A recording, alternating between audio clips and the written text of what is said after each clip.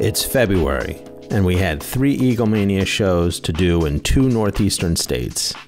Each leg had its own flying challenges, in some cases leading to some changes in plans, but the show and other rituals must go on. It's another episode of Life in the Fast Lane. I'm John Weisswasser, pilot and drummer for Eaglemania. Follow me as I explore the practical use of general aviation while I travel the country with the world's greatest tribute to the Eagles. This is Life in the Fast Lane. The plan for this trip takes the band first to downtown Boston for a Thursday night show at the City Winery. The next stop was the Tupelo Music Hall in Derry, New Hampshire for a pair of shows over Democratic primary weekend, which made for an interesting visit. Ideally, the plan was to fly from Caldwell, New Jersey to Norwood, Massachusetts on Thursday afternoon, which was the airport that was closest to where we were staying in Boston. Then, on Friday, fly from Norwood to Manchester, New Hampshire, an airport about 5 minutes from our hotel in Derry. And finally, a return back to Caldwell on Sunday. Looking at Windy TV the day before, and I confess I was obsessing about this for days before, I was clearly going to be faced with some serious weather to contend with associated with a coastal system that promised freezing precipitation, low ceilings, and low visibilities for the ride up to Boston. That was followed by more possibilities of freezing rain on the Friday when I would need to go from Boston to Derry. On the other hand, the outlook for the final day of the trip and the return day were both much more benign. So this was a trip where the travel options as far as driving and the times associated with that were critical. The flight to Boston was going to take an hour, whereas the drive was about 4 hours, maybe more with weather. And you'll notice I changed the destination airport, which I'll get into in a second. The flight from Boston to Manchester was about 20 minutes, and the drive was about an hour. I had to adjust my destination in Boston, because Norwood Airport, while geographically closer, was only served by a localizer and an LPV approach to the same runway, and one which was not going to be served by the forecast winds that Thursday. Bedford Hanscom, on the other hand, had multiple precision approaches and is an airport that I'm very familiar with. Manchester, in this regard, was a no-brainer, so I started briefing the morning of Thursday. I knew that I had to make a 5 p.m. sound check, which meant I had until about noon to decide whether or not to fly or drive. I've included the METARs along the entire route here because they are relevant insofar as there were observations that included freezing rain and freezing drizzle. In addition, the ceilings and visibilities were universally low and were reported as 400 feet and 1 1/2 miles visibility at both Caldwell and Hanscom. Forecasts for Caldwell using Teterboro called for IFR conditions all day, but no freezing precipitation. Hanscom, on the other hand, had freezing rain in the morning and worsening conditions throughout the afternoon with a change to rain as the day warmed up. Already, the current conditions were worse than the forecast, which had my attention. This was all due to a complicated low-pressure area that extended from the Mid-Atlantic area up to New England. The current and forecast icing potential, however, was interesting. Based on a 17 or an 18 Zulu departure and a 17,000-foot cruise altitude, it appeared that there was a window when the forecast only called for trace to light icing. This meant that PIREPs were going to be key to make this decision. Moreover, having flown to Hanscom many times, I knew that the routing would keep me east, closer to the water where the air was warmer and less likely to have icing, and where the forecast for icing was much lighter on the SIPFIP than further west. The turbulence forecast wasn't perfect, but it wasn't terrible. And the NEXRAD loop at 10 a.m. that morning showed the preset moving out of Boston and off of my route. The Graphical TAFs summarized nicely what I was faced with that morning. Low ceilings and visibilities and rain with freezing precipitation to the northwest of my destination. Given that flying was going to save me about 4 hours of travel time, I was leaning heavily towards driving. That is, until my friend Mike, also a Meridian pilot, flew the opposite direction from Bedford to Morristown, New Jersey in a Meridian that morning and gave me the best planning gift ever, a comprehensive pilot report. Mike had left a lot earlier in the day when the freezing rain potential was greater and the ceilings a little lower. Not only that, but his routing took him well off to the west where the conditions were worse. As soon as he landed, he called me, and his report was music to my ears, and I only wish I had recorded it. Trace icing at the most, basically a non-issue. So this was a big step in the right direction. I left for the airport before noon, still concerned and ready to cancel if anything else popped up that was unfavorable. A quick last-minute look just before launching showed IFR at Bedford at 402, no real reports of moderate or greater icing, and a SIP-VIP that was unchanged. By this time in the day, I knew that if it got really bad and I had to, I could always turn around, land at Caldwell, and drive and still make it easily by showtime and probably soundcheck. Startup was uneventful. As I've said before, unlike a piston engine with a turbine, the startup is generally the warmest it gets. The general flow of the startup starts with the battery powering the starter, which spools up the compressor part of the engine to achieve a certain minimum of airflow. Only then can you ignite the fuel. Otherwise, you get the infamous hot start, which is when there isn't enough airflow to keep the temperature within limits and the engine basically burns itself up. Similar to a piston-powered airplane, the starter draws the most current from the battery of any of the accessories, and therefore the health of the battery is critical to the safety of the start. The health of the battery depends on many factors, but the routine and controllable ones are the use of a trickle charger between flights and the battery temperature. And during the winter, I keep a battery warmer on as well as a space heater focused on the battery to really encourage the battery to perform its best on startup. On really cold days, as you'll see later on, I'll ask for a ground power unit or GPU, which is an external 28-volt generator capable of about 1700 amps, which can power the start safely. The main metric for engine temperature in the Meridian is the interturbine temperature, or ITT, which takes the average of 9 temperature probes that are evenly spaced between the gas turbine, which spins the compressor section, and the power turbine, which spins the propeller. The maximum ITT reached during the start, and if it's high and for how long, is what determines the success of the startup sequence. All right, got 60 knots.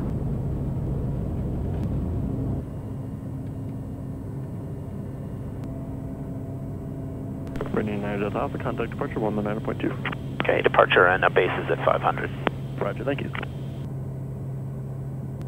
Direct departure Meridian 929 Delta Alpha 1000, climbing 2000, runway heading. Meridian 929 Delta Alpha, New York departure, climb maintain 6000, ident. Up to 6000, ident 9 Delta Alpha. Ken, you'll notice. 929 Delta Alpha, climb maintain 1000, direct Carmel on course. Okay, 1000 and Carmel 9 Delta Alpha. You notice that the outside air temperature here at 7,000 feet is actually 8 degrees, which is about 8 degrees higher than it was when we left. Remember 929 Delta Alpha, departure 11817, good day. 11817, 9 Delta Alpha, so long. Departure, good morning, Meridian 929 Delta Alpha is 7,700, climbing 1000, direct Carmel. Remember 929 Delta Alpha, New York departure, proceed direct to Merritt, climb and maintain 15,000. Direct Merritt and 15,000, 9 Delta Alpha. So as I was saying, at 8 degrees at 7,000 feet, which was 8 degrees higher than it was on the ground, means there's a temperature inversion. And when there's a temperature inversion, water can fall through the warm area and then hit the cold area, but it doesn't turn into, sometimes it turns into sleet, sometimes it turns into snow, but a lot of times it'll fall into that colder area that's freezing or below freezing, and it will supercool. So it remains as a liquid, but it stays below 0 degrees. It's sort of an odd property of water. And what happens then is that when it hits the airframe, it instantly cools. And it will shellac the airplane in a way that the icing equipment that we have it can't adequately get rid of it. It coats the surfaces that are not protected by the de-icing boots, and that's how you can get into trouble. It's interesting, if you take a bottle of, like a soda bottle of water, and you leave it in your car, you fill it up with pure water, like deionized, very pure water, and you leave it in your car on a really cold night, when you come out, it'll still be a liquid, and if you just shake it, it'll instantly freeze. I don't know if you've ever seen that. It's cool. So it's the same principle. Boston Center, good afternoon, Meridian 929 Delta Alpha is 13,700 descending to 13,000, direct Hartford. Center 929 Delta Alpha, Boston Center, Bradley, altimeter 2964. 649 Delta Alpha. So it's 602, which is fine. And November 9, Lima Romeo, contact Bradley, approach 119.0. we're on the Gram 6 arrival. Real question will be how long they keep us at these lower altitudes. You know, if they may descend us lower earlier, and then we'll be slogging around in the cruddy stuff. That's what I don't want. Bradley, approach Meridian 929 Delta Alpha is descending out of 13,000 to cross Devaney at 11,000. Meridian 929er Delta Alpha, Bradley approach. The Bradley altimeter is 2963. 639 Delta Alpha. No new pilot reports of icing, which is great. Okay, a quick brief of the plate. So this is the ILS to runway 11. And frequency is 111.15. It's 1900 outside Zelka, which is a part of the arrival. So we could probably expect to be at about 2,000 feet there. And down to 1,800 at Japu.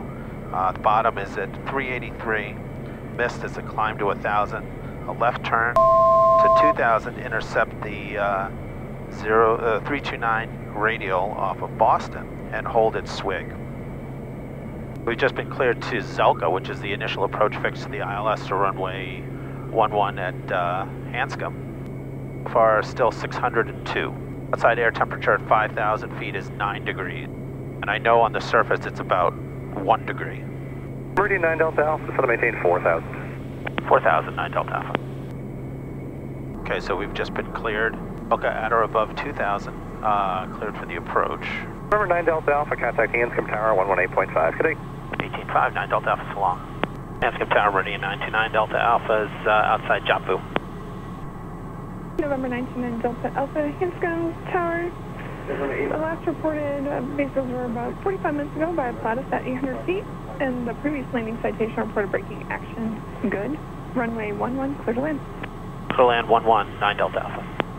It's rain, but it's minus 1 degrees out. I'm not seeing anything on the wings. Manual, lights. We have prop install heat on. 23 green. Pressure's 0. 1100 to go. Okay, last check. Good. 500. Okay, I have the runway lights. That buys us a little bit. Base at 560. We got it. Thank you. A runway in sight. Minimums.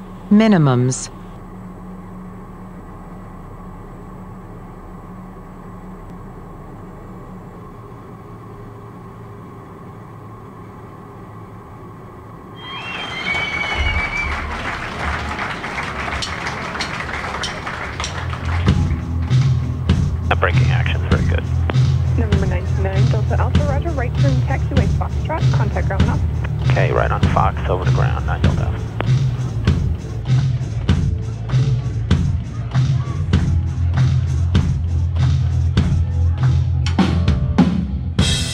The first stop on this trip was the City Winery in Boston. I'm not going to spend a whole lot of time on this one because I really want to focus more on the Derry shows. So what's the word on this show? I don't know. Waiting to see what the numbers are. Yeah. They were vague about our numbers, so. Never a good sign on a Thursday night. I don't know. I think it's going to be sold out. We have played several of the city wineries around the country. New York, DC, Chicago. And we'd played the Boston Winery before with a pretty robust audience. First show of the run. First show of a 3-day run is always a lot of fun because we're really fortunate. We're doing a lot of playing. So it's a couple days off and then you come back, you got a little energy. It's a different energy than we'll have tomorrow or the night after. Right. You know, but it's a great energy. It's a great room. Yeah. Typically, we don't like to play in big cities. And as I've said before, if you live in a big city, you're probably going to want to see the real thing and are less likely to want to come see a tribute.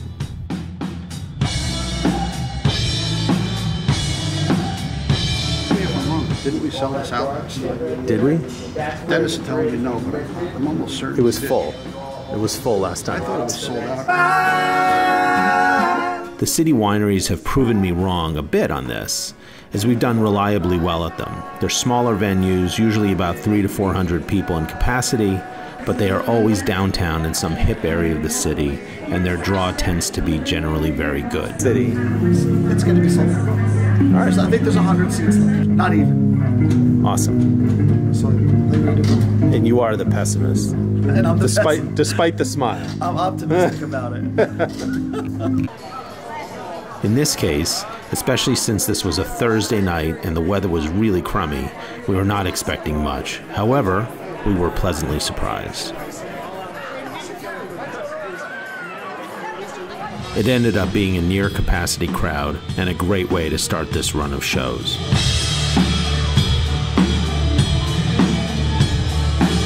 The next morning, I started by briefing the very short flight from Bedford, Hanscom to Manchester, New Hampshire.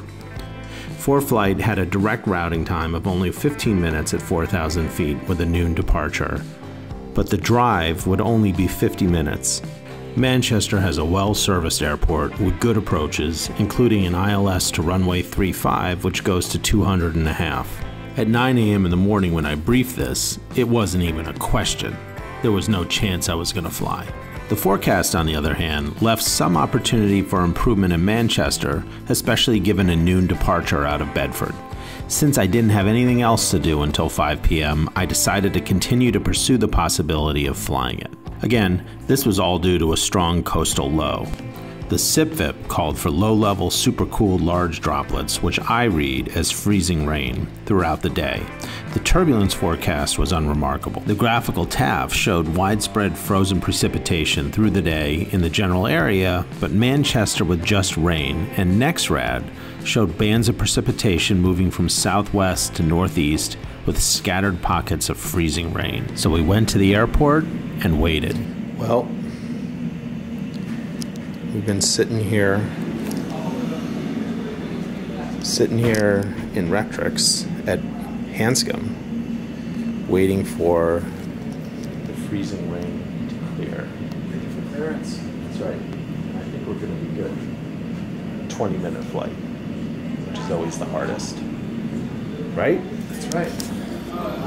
Just hanging out in the gloom. Finally, at 12:30 or so, I had what I needed to move on with my day. METARs showed rain, but there was a pilot report from a King Air for light to moderate mixed type icing below 2,700 feet, which meant they were picking it up on the approach. The NEXRAD was hardly encouraging, and that was it. I drove. And it was a good thing I did. When we got there, it was clearly a full-on ice storm. Pretty, but ugly. Anyone who's lived in the Northeast knows exactly what I'm talking about. Better on the trees than on the wings.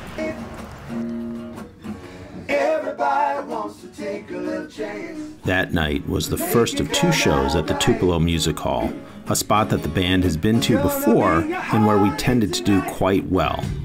In this case, it was February, the tickets had gone on sale in July, and they sold out within a month.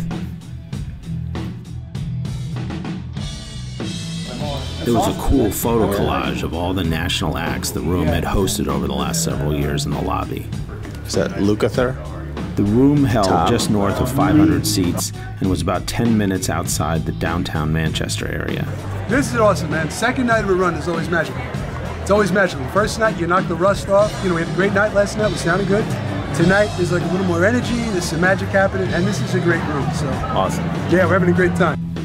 The Tuesday following the weekend we were there was one of the great rituals of our democracy, voting day for the Democratic primary in New Hampshire. Just as an observer, it was cool to be in the midst of this part of the process. As residents of New Jersey and New York, we never ever get attention from candidates of either party when it comes to campaigning, so this was new to us. Our hotel was full of press, and the venue had housed a campaign rally by Elizabeth Warren the night before and was hosting Andrew Yang the night after our run. I have a feeling, especially given the attention this cycle, that our show was a pleasant diversion. So we had little to do the next day, and it turned out that Joe Biden was speaking about 15 minutes from our hotel. So here we are. Yeah. Gonna see Joe Biden in just a little bit. Right. Inside the Rex Theater. It's about 5 degrees out here. Yes. And we've been here since 9:30. Well, some of us have. Some of us have. I haven't because I'm a wimp. But John's been here since 9:30. Now, I need to make very clear that this is in no way a reflection of our political beliefs or tendencies or who we vote for. We were just curious as to what a campaign rally was all about, as we had never been to one, and it turned out that Joe Biden was hosting one about 10 minutes from our hotel the next morning. New Hampshire's a small state.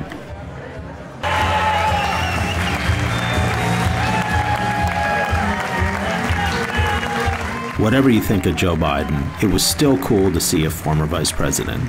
I grew up in D.C. and have never laid eyes on a VP before.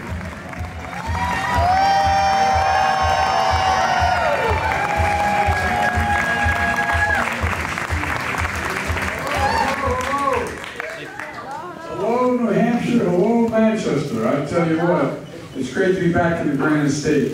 And this has got to be boring, boring, boring. Here's the deal. After this is over, we'll make sure you get some ice cream or something. After that, and with my afternoon free, I decided to go reposition the plane the 29 miles from Bedford to Manchester. METARs showed some scattered to broken clouds at 4,000 and 5,000 feet and some gusty winds, but nothing outside my SOPs. The TAFs were unremarkable and consistent with the current observations. The surface analysis showed a weak frontal boundary draped over the area. SIPFIP and turbulence forecasts were unremarkable, save for some low-level turbulence over lower New Hampshire. The only thing of note were a few PIREPs for low-level wind shear and turbulence. 929 Delta Alpha is cleared to Manchester via radar vectors direct 2000, 3000 at 10, 124.4, 5365, 9 Delta Alpha, and I'll let you know when we're ready to taxi with the current natives. 9 Delta Alpha, roger, readback is correct, thank you. This was a situation where a GPU was needed.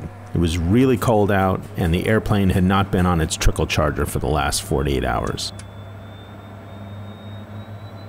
The really nice thing about using the GPU is that the engine spools up much faster, and therefore the start is a lot cooler than a battery start.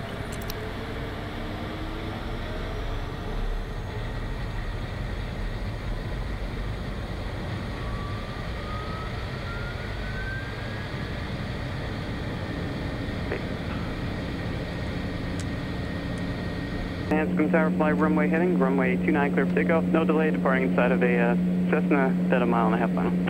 Okay, clear for takeoff, runway heading 9 Delta Alpha.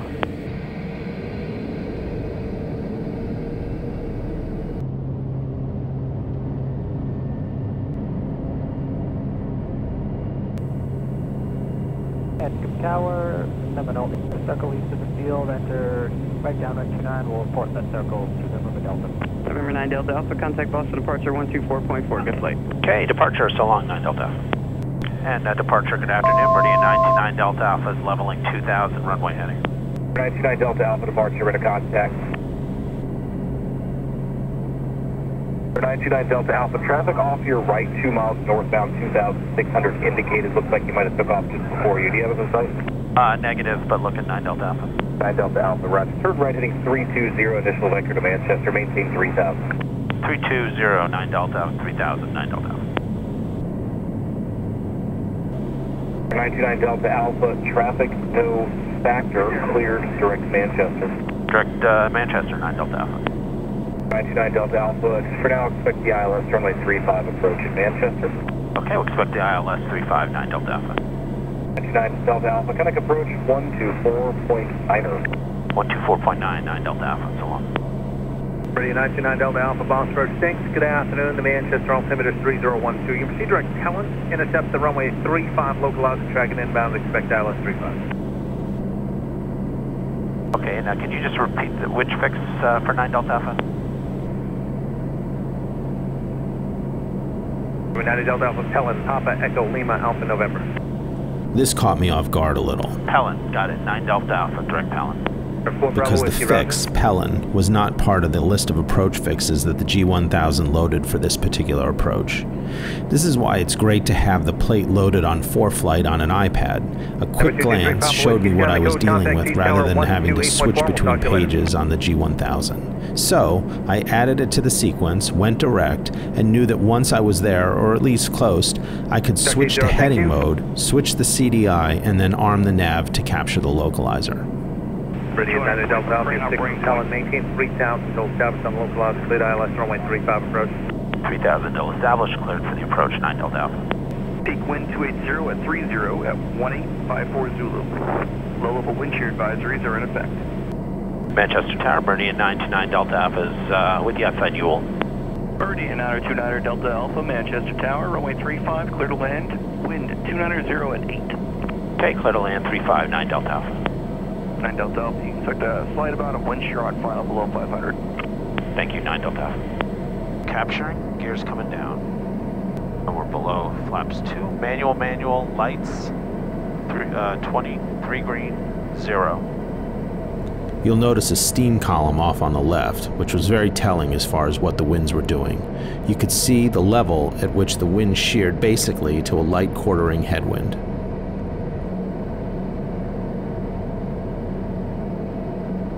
Minimums.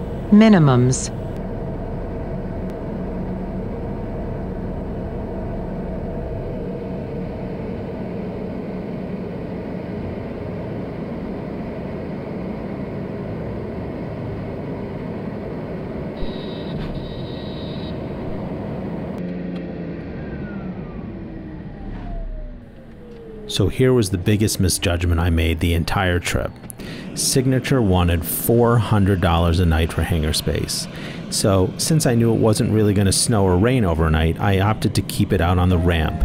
More on that later. Stars in the southern sky. This episode is all about rituals. Flight planning and checklist rituals, pre-show rituals, campaign rituals. These vocal warm-ups that I'm always showing are a pre-show ritual for this band, and I can't remember a show when we didn't do them. It's like a sports team going out and doing the warm-ups before the game. Yeah. You know, right. You turn it on. Boom. It's like getting into lingerie for your honeymoon. Well, like, I get used to like listening to everybody. But there were times where I, when I didn't do the vocals, right? Right. And if I didn't, if I was out doing something else and I didn't, even if I wasn't, exactly. Yeah. It's just sort of interesting ritual, and have any of you ever been in a band that does vocal rehearsals like this before show? Right. It's really critical to me, and it like you said, it's one of the best parts of the night. It's like a bonding, but it's also everybody's warming up, and we're getting this synergy going between four minds. Right. Not only that, 5 minds. Right. Maybe 4.5 hours. That's fair enough.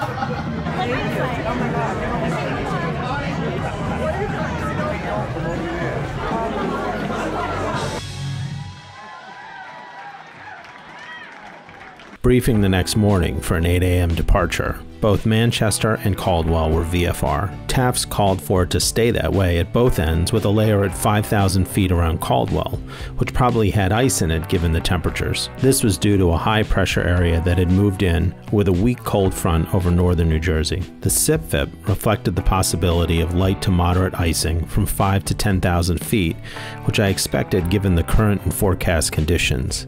The turbulence forecast was benign. NEXRAD showed some snow showers on either side of my route. Remember I told you about the hangar misjudgment? Kind of not a surprise. So this is a little bit of a problem, but I have some de-ice fluid. This is a MMOPA recommendation, and I'm just going to spray these wings down and try to get as much of this as I can off. And if it's a real problem, I'll just stick it in a hanger for an hour. I didn't have gloves, and it was cold, really cold. And that TKS fluid is especially cold. It took an extra 20 minutes because I kept having to warm up my hands. And 27 volts. So to be clear, all the ice and frost has to be removed from the wings and the tail and control surfaces, so that took a bit. Also, this was another start using a GPU given the outside temperature.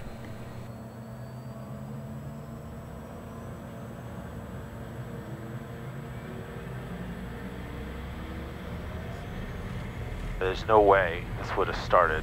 You can see the oil pressure is in the yellow, and that's pretty typical of a really cold day and of little consequence. The oil is more viscous, and therefore the pressure while circulating it goes up. That's the signal to the line guys that it's safe to disconnect the GPU. 929 Delta Alpha is cleared to Caldwell via the Manchester 9 Departure then as filed 3000 and 1306, 9 Delta Alpha. I'll let you know when we're ready to taxi. 9 Delta Alpha, roger, read back there. Manchester Tower, Meridian 99 Delta Alpha, short of 35 at Foxtrot, ready for departure. Number 902, 9er Delta Alpha, Manchester Tower, turn left heading 320, runway 35 at Foxtrot, clear for takeoff. Okay, 320, clear for takeoff, 359 Delta Alpha.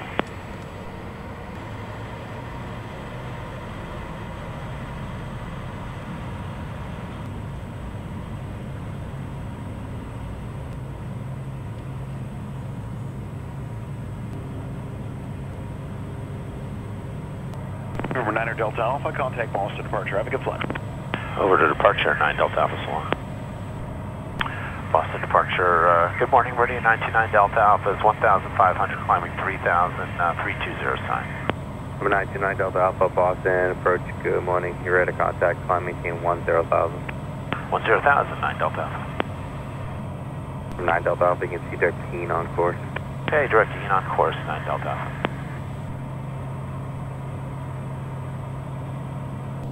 Alright, we're at 16,000 feet. I think we're warmed up a little. 070 at 5, scattered at 1,500, 10 miles visibility. Actually, multiple layers, look at that. 7,000 broken, 8,000 overcast. Oh, we'll probably get a little ice, but that's I checked it, nothing to worry about. But it's not a totally clear sky like it is here. We're given a crossing restriction, 10 miles this side of Huguenot at 8,000, or 10,000 now, and there are pilot reports of light rime icing at 8,000 feet. So the nav on this has been great because it's kept me out of the clouds for longer than it would have been if I had just dropped down immediately. We know there's going to be icing, so I'm putting the stall and the prop heat on.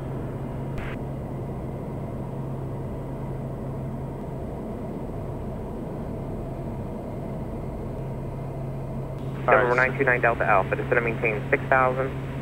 6,000, 9 Delta Alpha.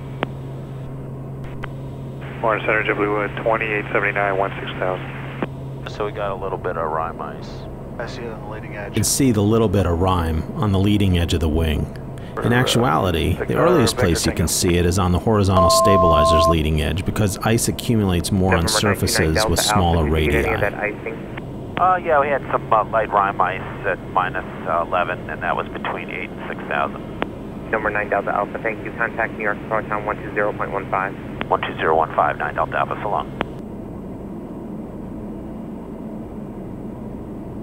9 Delta Alpha has the airport in sight. 9 Delta Alpha, clear visual approach runway 4. Bird services terminated. Contact call tower 119.8. Okay, clear for the visual over to tower, and again, thanks for your help, 9 Delta Alpha. We'll see you next time. Call tower, Meridian 929 Delta Alpha, through the on a visual for 4. Meridian 902, 9er Delta Alpha, call tower, altimeter 3052. You continue for a left base or downwind runway 4, whichever is easier for you. Okay, we'll join the left downwind for 4, 9 Delta Alpha. Roger. Okay, manual lights, this, all good. Make a little bit to the southeast, 5 Romeo. Okay, final check. Good. Minimums. This is Badger Romeo, you're now number 2 flying a Meridian short final, winds are 0506, runway 4, clear to land.